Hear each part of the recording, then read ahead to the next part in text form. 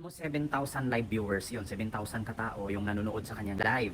Ngayon, nakita ko doon, mayroong isang kurimaw na walang iba kundi si iMix. Ngayon, itong si iMix, nag-comment pa ulit-ulit, nagda-drop siya ng comment niya, pabalik-balik talaga yung comment niya. Ang nakalagay doon, mega love shoutout sa team Papa Bear at Mahal na nandito. Sabi niya, mega love shoutout sa inyong lahat. Walang pumansin, hindi binasa ni Rap. Paulit-ulit na lang siya talaga, paulit-ulit. So, Pakinggan mo, Ken. ayan. Fake news kang yawa ka. Hello, Kuya Rob from Mahal Community. Ayan, shoutout po.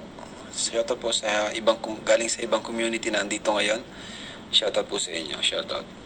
So, ano yan, Ken? Fake news yan, Ken? Shout out kay Kent Garcia na patay gutom lagi sa issue. Ayan po yun, Kent.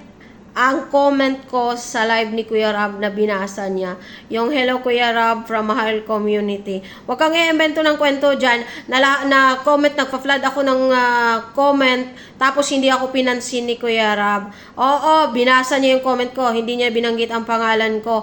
Kay Kuya Val yun, nag-shoutout ng iMix, from Qatar pala, yun. Kaya ikaw, sinungaling ka, wala ka nang ginawa, puro ka sinungalingan dyan sa community mo, ihampas mo na yung ulo mo dyan sa sa pader, no?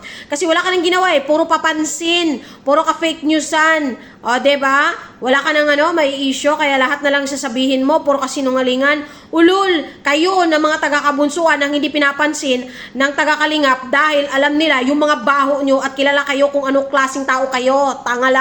Ayan, shoutout ako dito sa baklang to na mukhang unggoy. Lahat na lang nakikita mo, Kent. Oo. Kung may hindi man tatanggapin ang kalingap, ayun na po ang kay kabunsuan. Dahil alam po namin yan. At alam po ng taga-kalingap yan na kayo na mga dating mga reaktor, lalong-layo na kang FLM at ISKCON yan, ay may mga problema or may mga issue pa sa dati yung mga sinusuportahan. Kaya wag kang fake news, Kent. At kahit anong papapansin mo sa kalingap, hindi kayo papansanin. Ang papel nyo sa kalingap ay mga bashir, mga dakilang basher. Oo, yan ang papel ninyo sa kalingap. Kaya todo gawa kayo ng ka-fake newsan. Silent supporters lang po ako ng kalingap Kent Garcia. Ha? Paano mo sasabihin, nanlilimos ako sa kalingap? Tanga-tanga ka ba? Ka-fake newsan mong hayop ka, puro ka lang.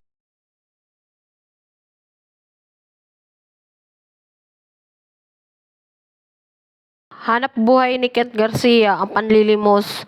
Embento ng kwento kahit hindi totoo para magka-revenue. Ito namang tanga-tanga mga kabunsuan, paniwalang-paniwala sa mga kasinungalingan ni Kent Garcia. Dahil uuto sila ng kabaklaan nitong hayop na to. Di ba, patay gutom ka?